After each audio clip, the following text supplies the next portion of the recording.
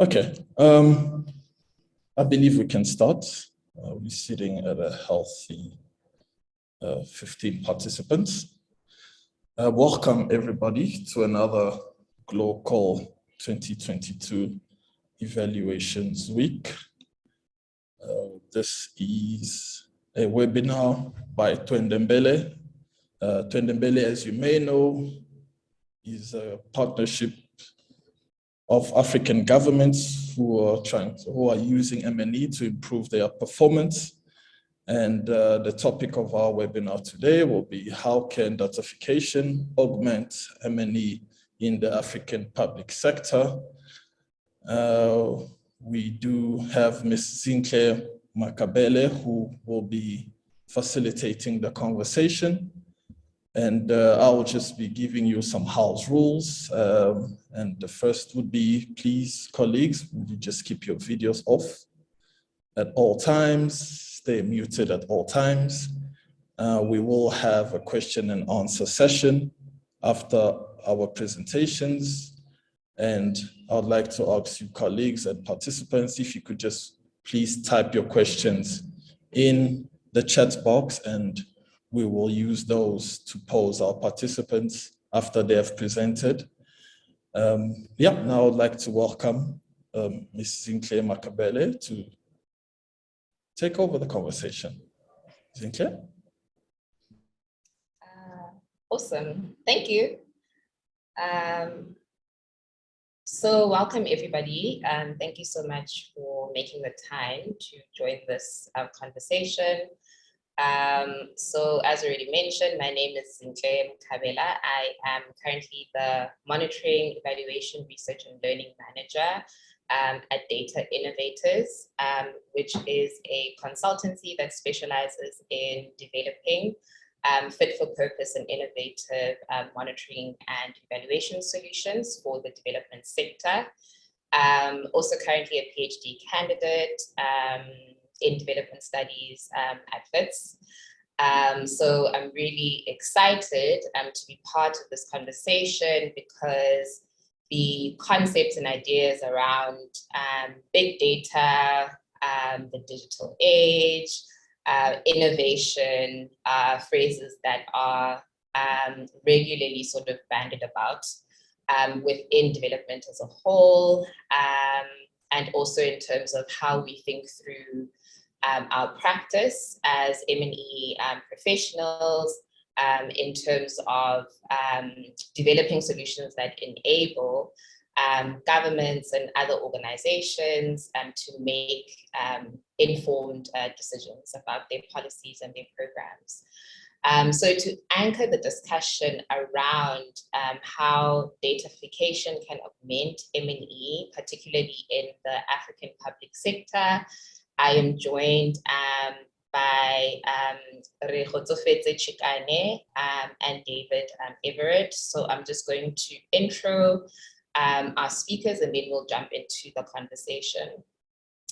So David Everett is Professor of Urban Governance at the WITS School of Governance, of which he was formerly the head of school. He's now the principal investigator for the Gauteng Research Triangle, which is a joint collaboration of WITS, UJ, and UP, in putting in place a new health and demographic surveillance site in Gauteng, known as GRT Inspired. Rekhotsofetse Chikane is currently a lecturer, also at the WITS School of Governance, the Tairisha African Center of Excellence in Digital Governance, and a research associate at the WITS Institute of Socioeconomic Research. He is a graduate of the University of Oxford, having completed his master's in public policy in 2017. He also completed a bachelor in social science with honors at the University of Cape Town in 2015, specializing in public policy, public administration, and economics. He is the author of Breaking a Rainbow, Building a Nation, The Politics Behind the Must Fall Movements. He is a Mandela Rhodes Scholar, a Mandela Washington Fellow, a Chevening Scholar, a former Master's Fellow at the Public Affairs Research Institute, one of Mail and Guardian's top 200 young people, and an Obama Africa Program Leader for 2019. His research focuses on decoloniality and development. youth politics, and digital governance. So without further ado, I think it would be good for us to sort of start with laying some groundwork in terms of context around definitions to sort of ground us in this conversation. So Rapotofete, this question would be for you. What do we mean by datafication? And is it something that is useful for evaluators?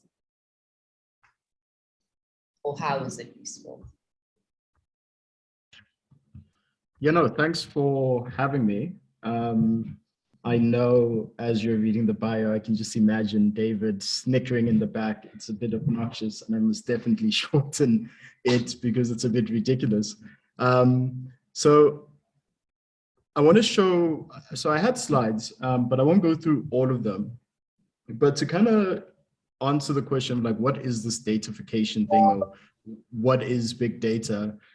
I kind of want to show you one thing real quick, or two particular graphs that I think are quite important, because it really helps kind of throw it in your face how it's a bit unavoidable what we are talking about. So hopefully you can see my screen.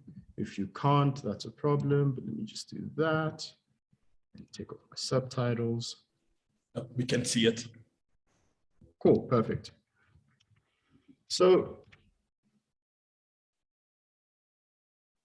what we are currently facing in this 21st century is we are being inundated by the production of information, both structured and unstructured, and I'll talk about what that is. So if you see this graph, we have seen the volume of data that is being produced across the world have an almost exponential increase over the last 22 years, essentially, and expected to keep on increasing. So for those who don't know what a zettabyte is, a zettabyte is essentially 1 billion terabytes, right? So 1 billion terabytes of information. And this information is being generated at an extraordinary level. But the difference between how data is being generated now and how it used to be generated in the past is that in the past, data, when it was generated, was usually purposefully generated and purposefully organized, right? What we call structured information, right? These are what you would call like your SQL servers, rows and tables. If you imagine like a straightforward Excel spreadsheet, right? The information of individuals was put on a huge Excel spreadsheet before we had computers, and mountains of files and documents hidden off in some dark corner of a government department, right? Detailing that this is the name of the person, this is their ID number, this is their kids. The way that you think about like census data, for instance, right? Really organized information. However, over the last 20 years, what we are now starting to see is that we're seeing more and more unstructured data. And what unstructured data looks like, the best way to think of it, my colleague Hafdan, who works with me on these topics, the field likes describing this data exhaust, right? So every single time, for those everyone's using a laptop or if you're using your phone, every single time you clicked on Google Chrome to open a tab that had Zoom and you haven't switched off the cookies on your browser, that is a piece of information that is generated by you, right? That is given off to other individuals, right? That's simple things that can be structured, but it can also be unstructured in different ways. Every time you make a tweet in one way or another, right? That is a manner of someone creating data, right? So because we've entered this information age, individuals on an everyday basis are generating tons and tons and tons of information, right? Just by themselves. Forget the huge organizations, right? Such as the Googles or the Facebooks. Just you by yourself, by going onto WhatsApp this morning and typing a message to your loved ones, right? You're generating information. And the question then becomes, what do you do with all of this data, right? How do you manage it? How do you start comprehending it? And what we're starting to realize is that the increase of datafication in the world, right, makes, to an extent, but not completely, the old tools in which we use to analyze data almost, but not completely, irrelevant, right? And I know David might smile at that, right? It makes it that the old tools that we used to use and the old way of thinking that we applied to understanding data becomes null and void, right? And this is further complicated by the processing power. So it's one thing to be able to generate a ton of data, right? Data is just one half of the picture when we talk about datafication. The other aspect is the power to compute that information and the speed at which you compute it, right? So we have also seen, according to Moore's law, but though Moore's law might be slowing down on us just a little bit, that we've seen an astronomical increase, quite steady, but an astronomical increase of processing power of computers, right? The amount of transistors you can really put into a circuit, right, increases the power, right? If you know the Apple's new M1 chips, right, and the functions of Apple's new M1 chips is fundamentally different to the way computer chips were created back in the day, but the basic logic is still the same of how do you put as many transistors into one place to generate as much power and as much efficiency as you can. Now, why that mixes with datafication and why it's important is that it now forces us to say, well, what if we can process this information in real time? Right, so if you imagine it from back in the day of, I had to look for information by going to a filing cabinet and looking through those files, and then we now put it onto an Excel spreadsheet. And if you're really good with pivot tables and Excel spreadsheets, you can kind of organize it. But even then, that structured data needs to be monitored in a set location, right? Whether it's in a physical place or virtual space, right? But what increasing power allows us to do is saying, how do you process information in real time to make informed decisions about what is actually happening in the world? Actually is probably a strong word, but your best approximate of what's happening across the world. I like kind of showing the slides to some of my students that I teach. And it's just when we talk about datafication, often people get confused with what is big data. So, I mean, the number one thing is that a bad way to think about big data is that it's a lot of information, right? It's just like, it's just a lot of data. And it's probably the worst way to think about big data because it doesn't really tell you what it's really doing, right? When we consider this notion of datafication in the age of big data, the age of algorithms, essentially, what we describe in a paper, algorithmic governance, is that it's just forcing you to reconsider traditional ways of approaching information, like I said before, right?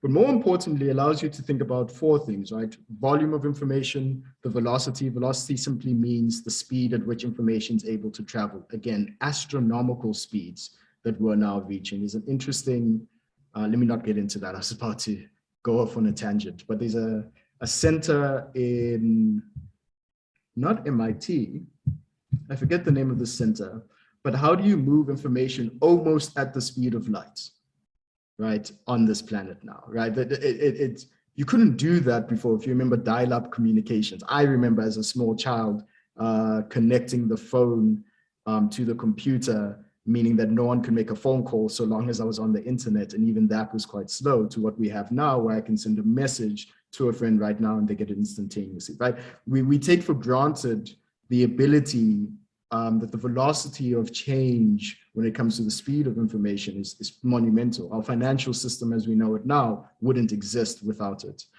The other aspect that's not talked about enough is veracity when it comes to datafication. But it's not just we're getting a ton of information, right? But we're getting truthful information. And not truthful in the sense of like someone is lying or not, but so long as you get into a car and you've got your GPS and your car follows that track, we can say with certainty that your car has traveled down that route, unless you do something quite odd, right, to the underlying program, right? The veracity of information that we're getting becomes even more powerful in enabling us to be able to predict what people can do in the future. And I won't go into the other points. I mean, we could go for ages, but the one thing I do want to talk about in this room, within the context of the African continent, is that datafication is forcing us to rethink the traditional way we approach policy implementation, policy monitoring, policy evaluation, right? That in the traditional sense, you would, I wish I had my little thing here. I feel like I'm in class again. There we go. You would get, and this is the last point I'll make, Sinclair, and then I'll keep quiet at that point. But it is, the traditional model essentially tells us that there's an issue, people talk about the issue, people think about how we solve this issue through some sort of intervention. Everyone kind of accepts that we're all fine here. We then kind of figure out what resources we need for this policy, and then we implement it and we evaluate. And then this cycle goes back and forth, where you have small little iterations where we evaluate, we monitor what happened. I mean, we implement, we monitor what happens, we evaluate, we change the implementation strategy. Sometimes we'll go back and say we don't have enough resources, so on and so forth, right? That's traditionally how policies have been created for a very long time in an ideal setup, right? We know that in many contexts on the African continent that this isn't the case, right? But in this age, it is not as if Africa is a dark continent, right?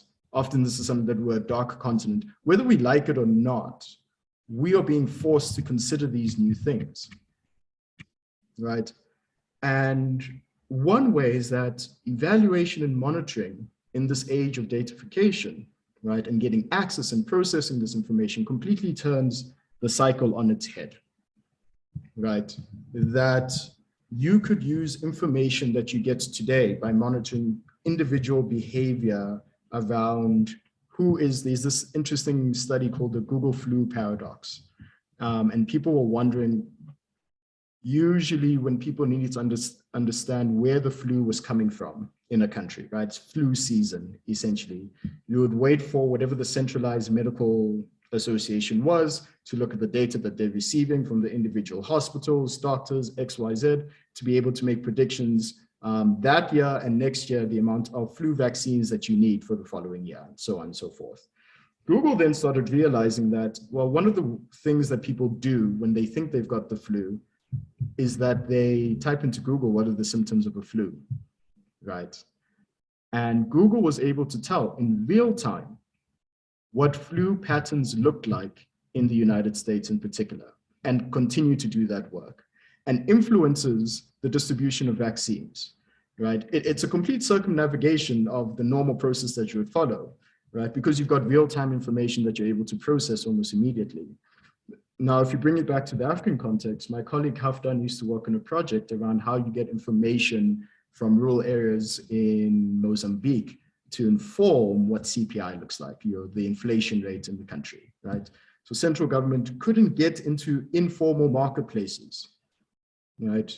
They just couldn't get there quick enough, right? They had to send physical human beings to go into a marketplace to kind of figure out what the prices were of basic goods there in order to get an accurate representation.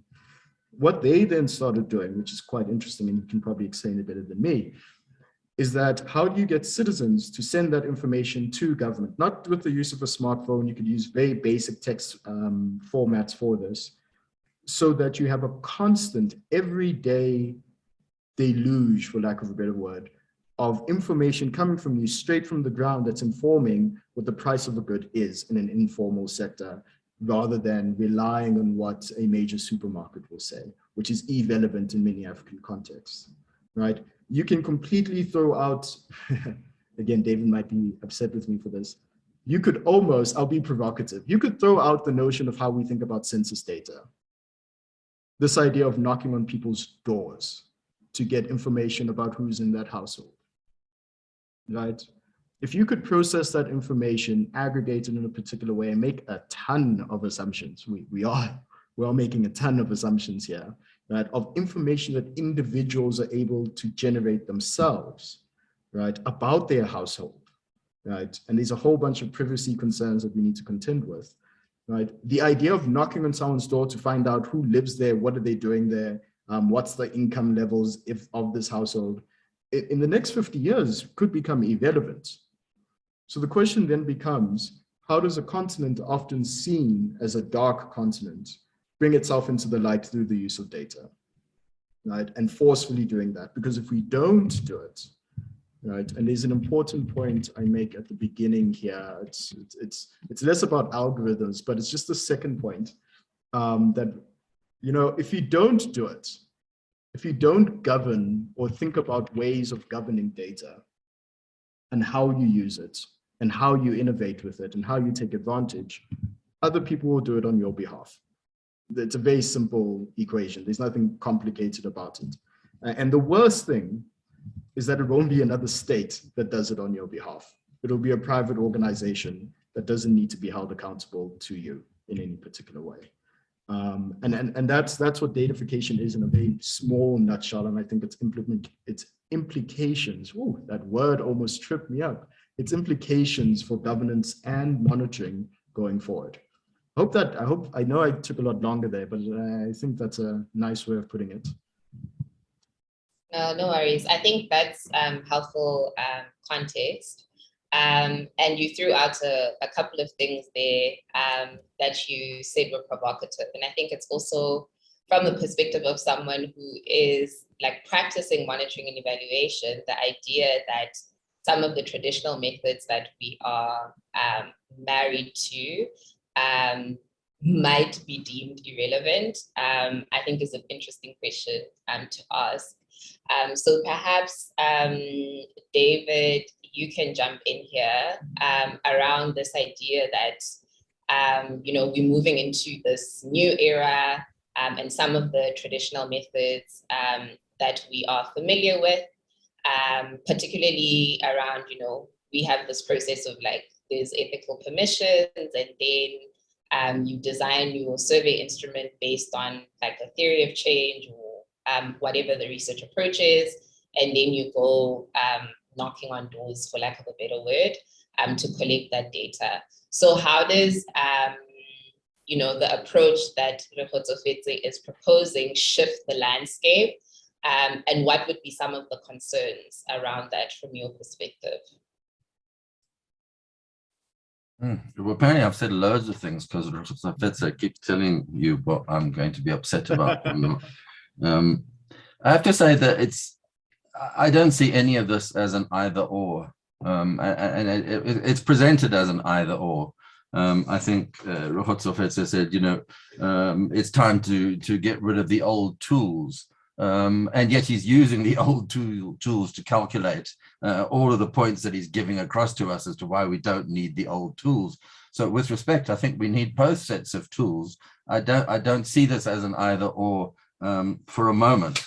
I think things like I should say I am chair of the Stats Council. I'm not speaking with that hat on, but I am aware that Stats South Africa also does real-time CPI, also using cell phone data, as well as till data. I mean, actually, as you buy, the purchase can go through to Stats SA, and we can then do, you can look at CPI at the level of a town.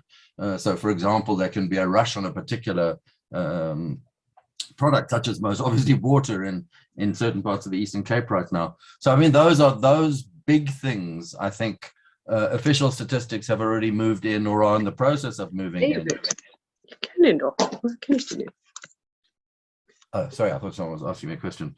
But I think where I differ from Rekhotsofetse is the fact that the data are there. He's quite right. Someone will do it for you if you don't do it yourself.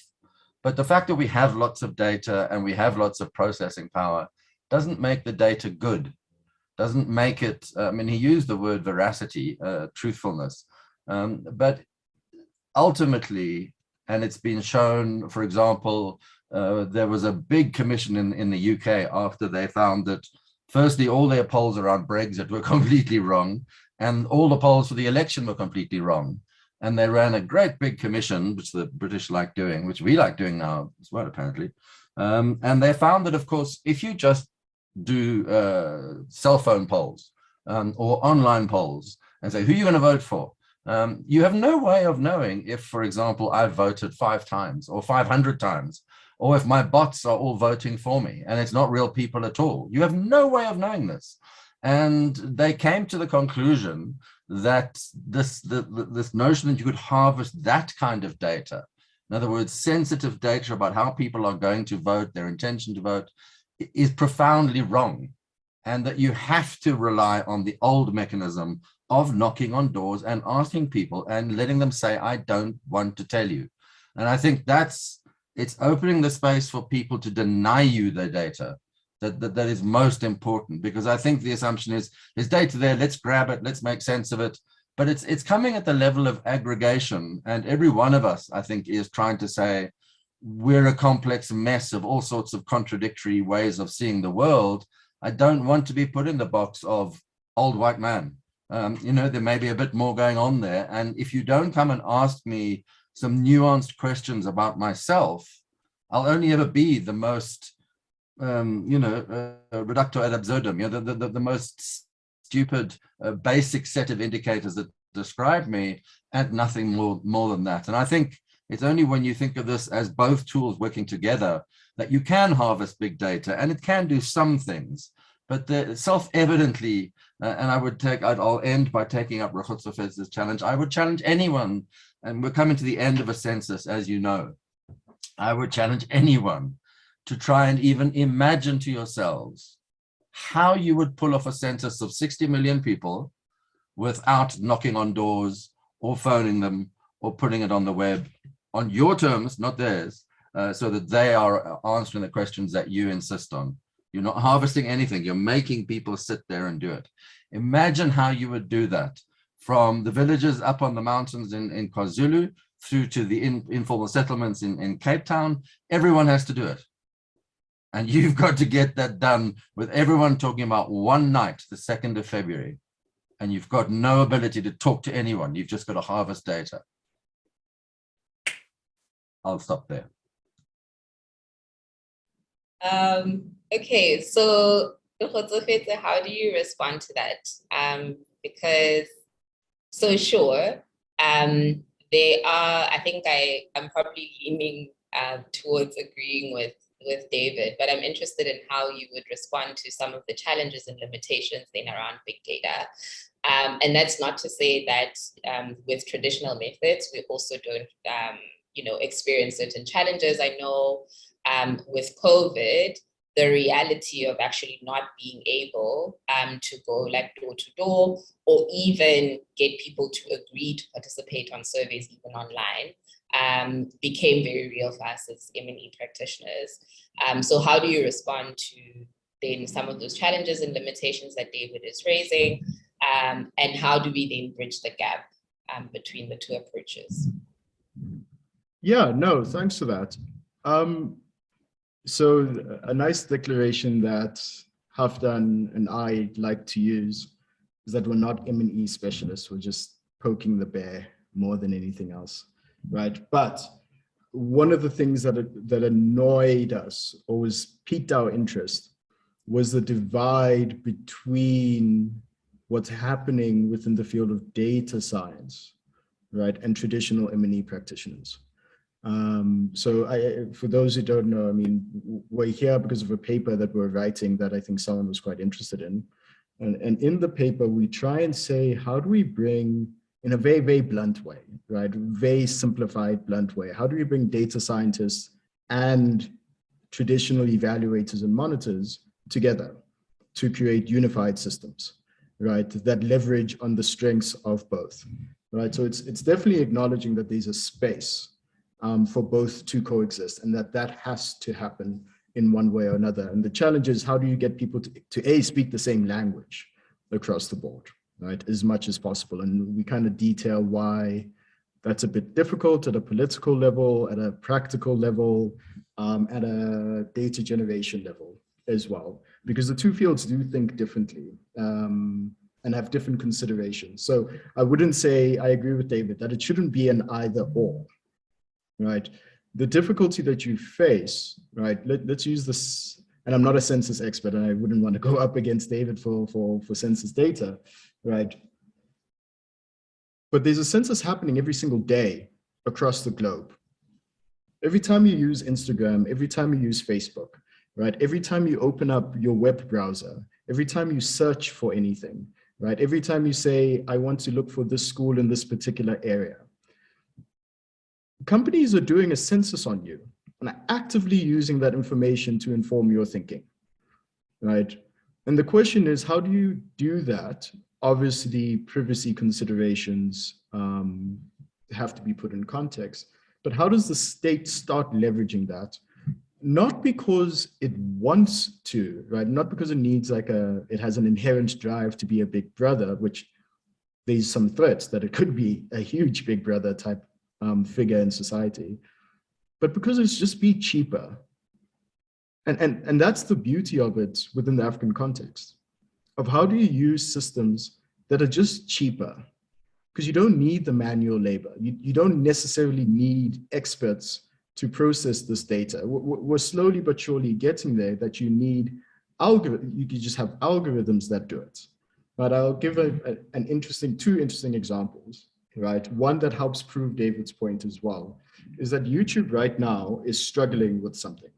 And what YouTube is struggling with is how do you moderate comments, right, after a video, right? How do you stop bad comments from coming in? So they've sorted out violent images, sexual videos, all that jazz, right?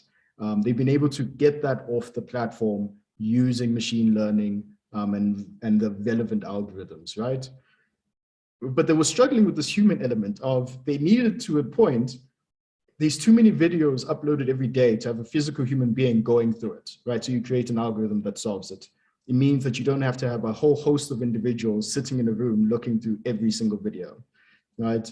They then realized that we also can't do this for comments. So how do we use natural language processing to help solve that situation as well, right? There is a cost implication here that countries do need to start thinking about, of how do we understand data at the cheapest possible level whilst maintaining the truthfulness of that information, right?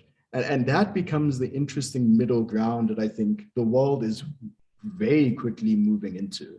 And it's something that I think M&E specialists and people who are monitoring in government in particular need to think about. The point that we do make is that it becomes a bit awkward at that point, right? Because if you do adopt that, it means that monitoring specialists within government, within NGOs, within state institutions make themselves irrelevant, right? That age-old problem around digitalization kind of make your job irrelevant.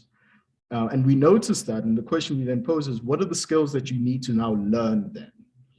What are the techniques that you need to pick up? What are the technologies that you need to now become more accustomed with in order to not become irrelevant, but be making yourselves integral to the monitoring of systems and policies within the state?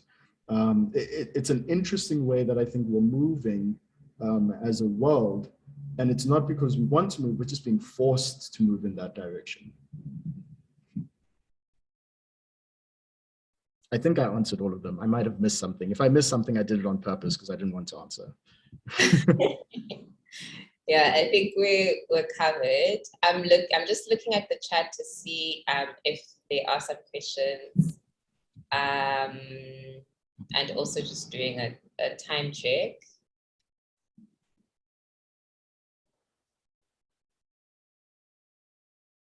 Okay, so we have a question from Mudiafi. Sorry if I mispronounce your name. So traditional data management era versus datafication era. How do we authenticate the data in terms of quality, and what are the implications thereof? Yeah, I assume that's to me. So there's many different tools and techniques you could use. At a basic sense, the answer is you're worried around authentication, around like the veracity of information, right? But you're also less worried about it as well, right? Mostly because you're not trying to prove some sort of causality in society, right? So if you're trying to prove, if you have some sort of theory of change, a hard theory of change, right? The information that you use, right, and the authenticity of that information is vital for that theory of change. When you're thinking about big data, right, depending on where you get it from, there is a level of acknowledgement that some of the information, I was about to swear, I shouldn't swear, could be BS, right, could be completely nonsense, right? But because you're sitting on mountains and mountains and mountains of information that's being processed, what you become more interested in is, what are the patterns that exist? And you could find patterns that are completely irrelevant to your study. you could find nonsensical patterns, but you could find patterns even with certain bits of information that are faulty that still give you valuable insights, right? And that's the approach that you take to thinking about datafication and big data. You focus less on fully understanding the truth and trying to understand what are the patterns and relationships and images that start forming, if that makes sense. Now, there's huge dangers with it, as we've seen in politics across the world, and as David pointed out, quite rightfully so, that there's huge dangers in it. But we're getting better at it. I say we, like I'm doing it. I am not doing it, but people are getting better at doing it. If you ever get the opportunity to go onto OpenAI's website, they've got this new program called DAL-E2, DAL-E2, and it uses natural language processing. And essentially it is, you could type in a random phrase of a red book on green apples, right?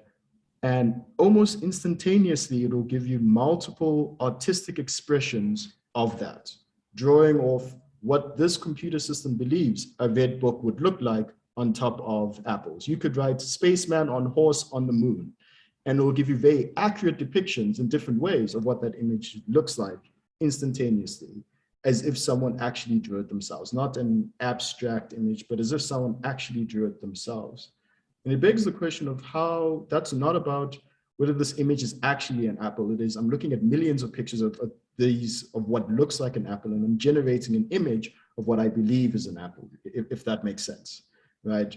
So the authenticity of one piece of data is almost overwhelmed by the volume of all the data that's being generated. So I use my hands a lot when I talk, I apologize. No problem, it's not a problem at all. So the next question, I'm actually going to direct it to David, because it's around some of the concerns around ethics with big data and sort of the things that make us nervous.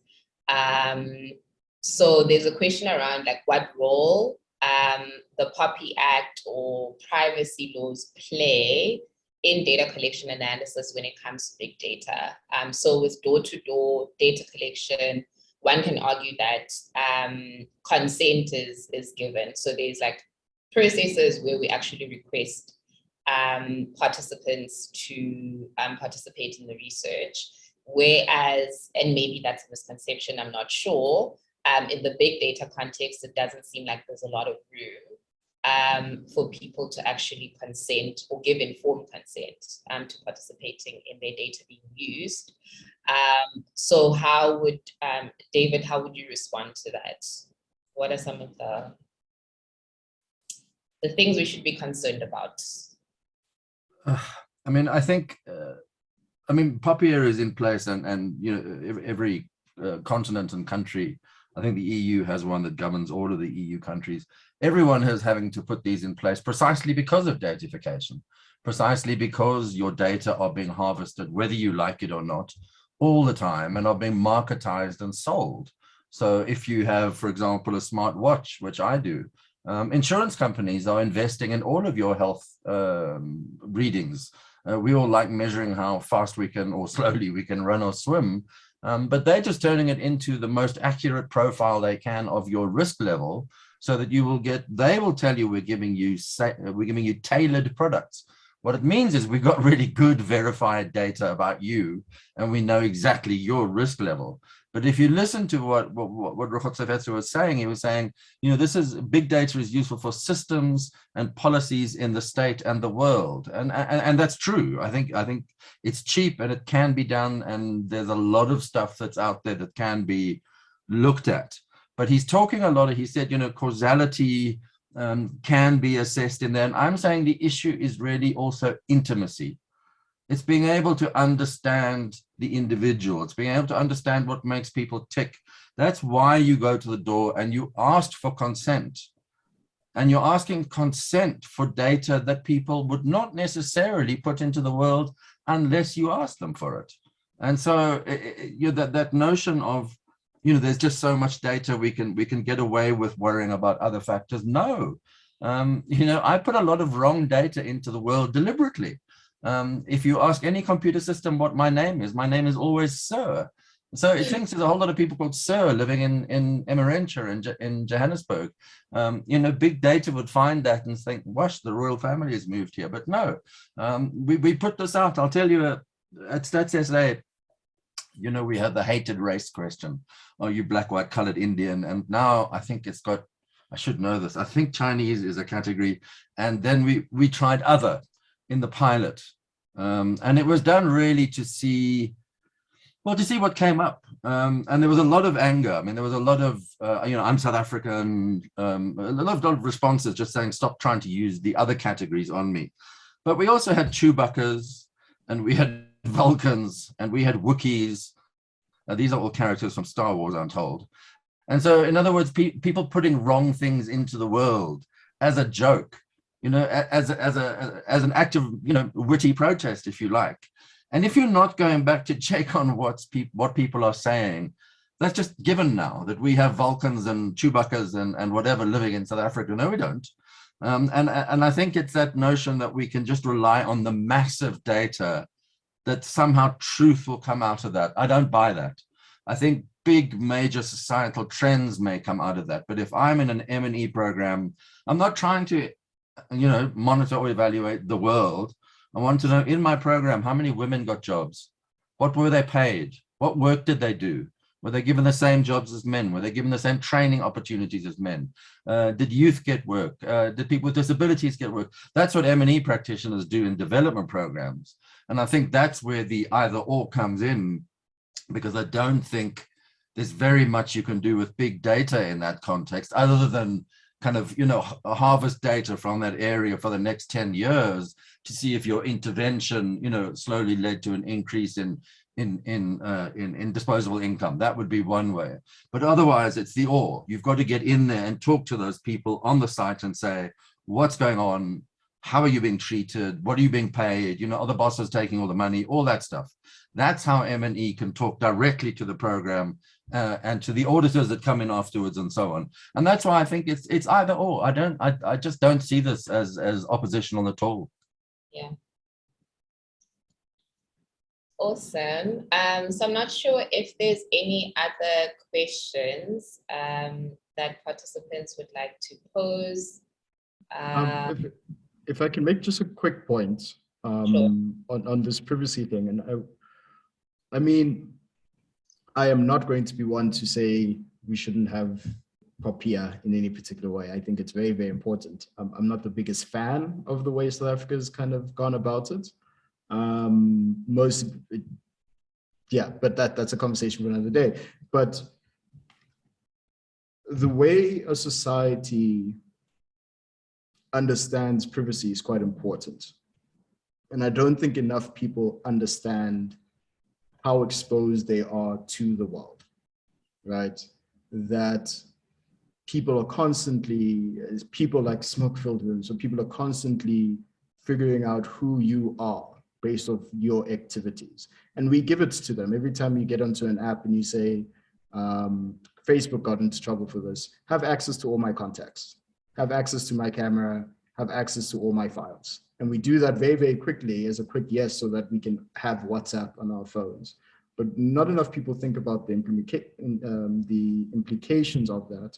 But you do have certain countries, right? So if you try and use Google Street View in Germany and in Austria is changing a bit, it just doesn't work. Because citizens in those countries said, no, we don't want you knowing what our house looks like. And so when you use Street View there, I don't know if it's changed. I know it was like this before. If you use Street View, Google Street View in Germany in particular, you find a majority, a good chunk of houses are completely blurred. Because society said, we don't want you to have that information. But you need to build that culture. And if you don't build it, it becomes quite dangerous as well. So I just thought I would add that because I think it's quite important. All right, thanks for that. I'm not seeing any more questions, Tara and team.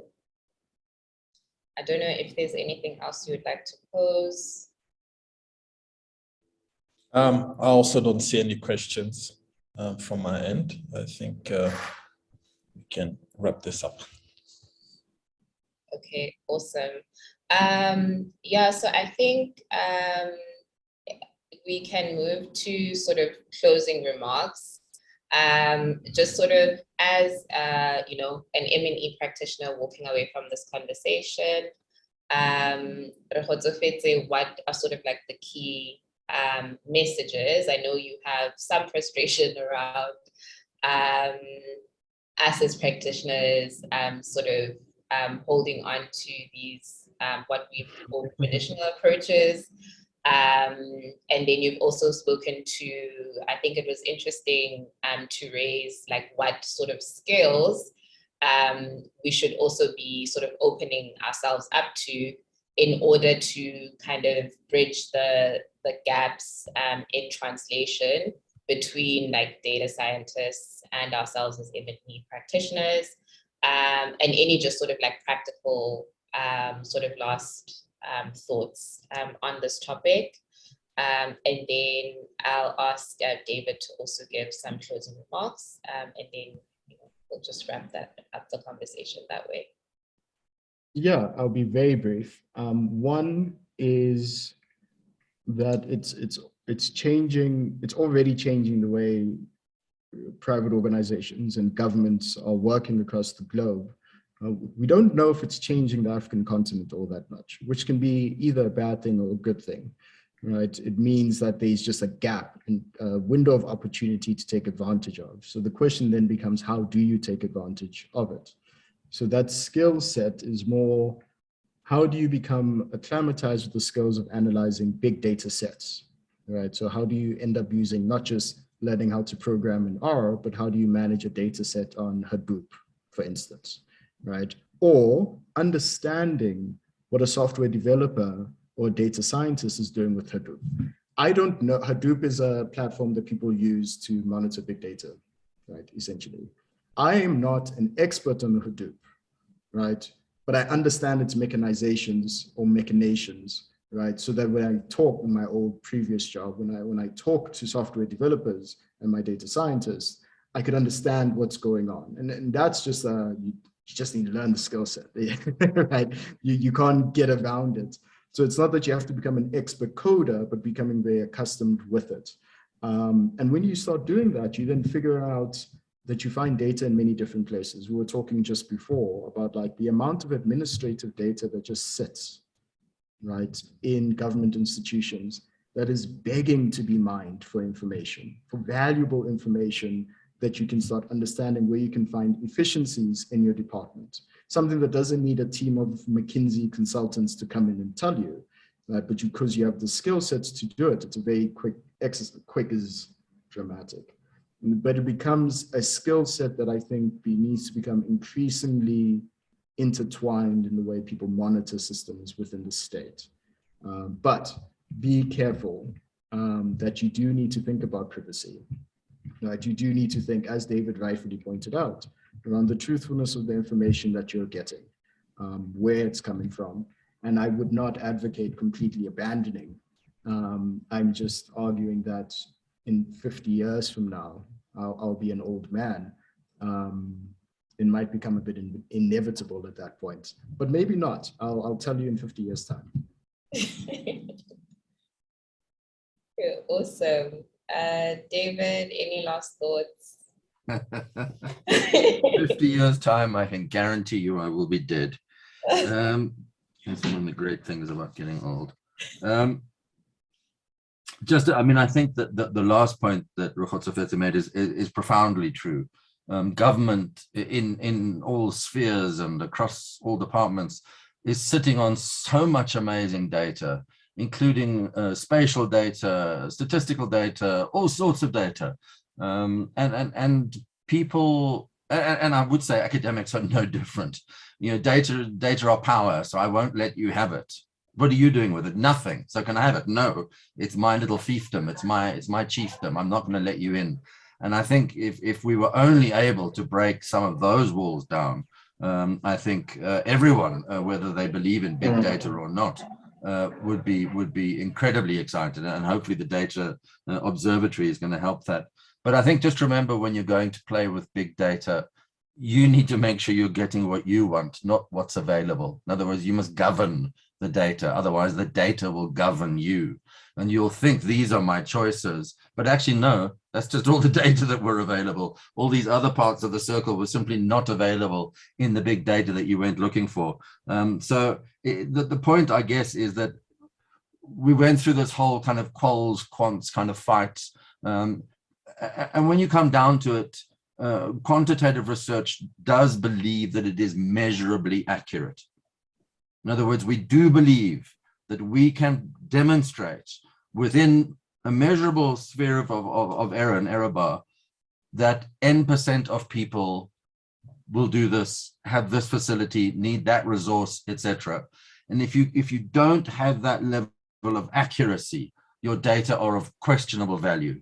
And it's going down to that. And so your last point about, the dark continent, and remember the 2019 election, I mean, which was the first time the IEC was challenged since 1994. Imagine if we had not had paper ballots, but it had been an electronic election. Imagine, and this was the era of Trump, when elections were being hacked left, right, and center. I would much rather have paper ballots that can be recounted, thank you very much, than these appalling computer systems. So my last point is, I think all data are useful, but not all data are correct. And I think that's what we need to remember. Thank you. Awesome. Thank you so much.